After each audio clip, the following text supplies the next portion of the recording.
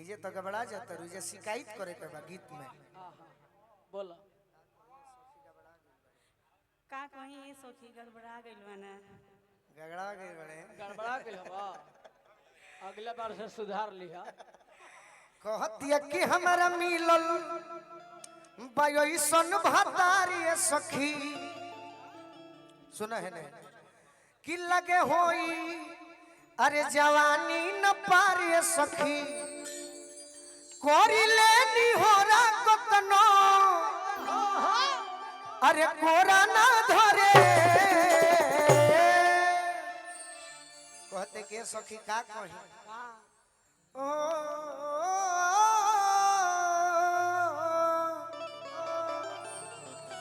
कहते का कही कि भइल बट गवना जवना अरे काम खाती हो असोइया उहे ना अरे भइल बट गवना जवना काम खाती हो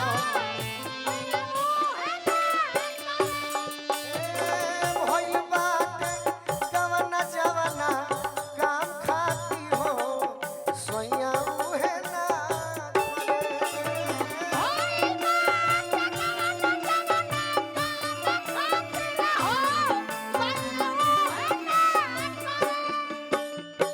जाई के ससुरावा जान हो भुलाई गइलू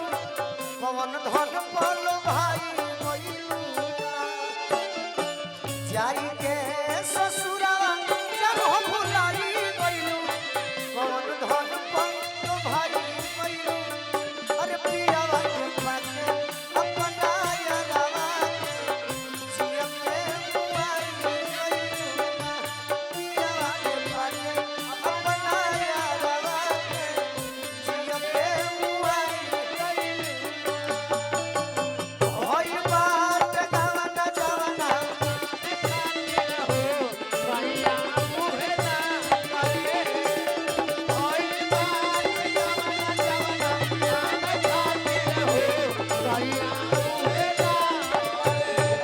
कहतिया लड़की कितना बुर्बक मिल गईले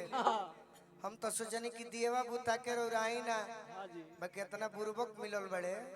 कि मारे न कबहू से जरिया पधाका आ कबहू अपन हिलावे ना चाका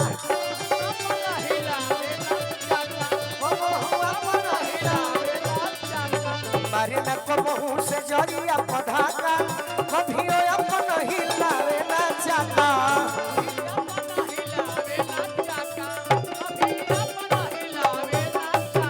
कितियावा के संगे संगे अरे जियावा जरे ए सखी का कही कि भइल बटे अरे गवना जवना सही में अरे काम खाती हो गुरबा के बाड़ा का असोइया उहे ना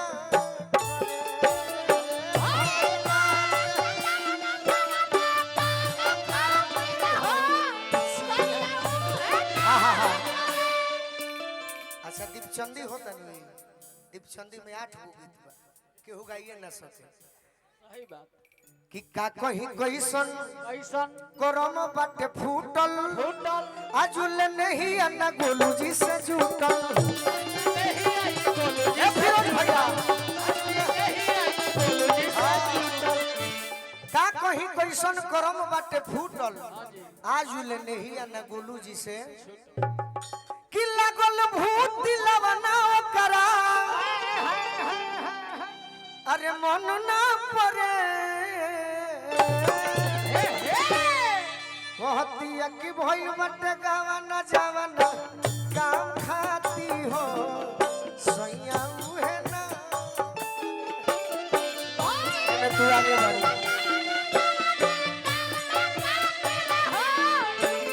एकरा बाद 5:30 अरे भइल बाटे गावना जावना काम खाती हो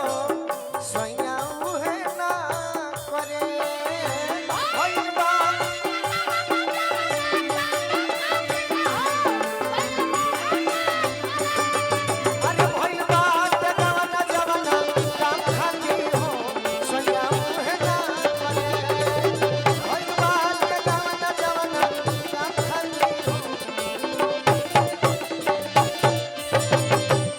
5:30 में चलो जाओ 2 मिनट हाँ जी मुकेश भैया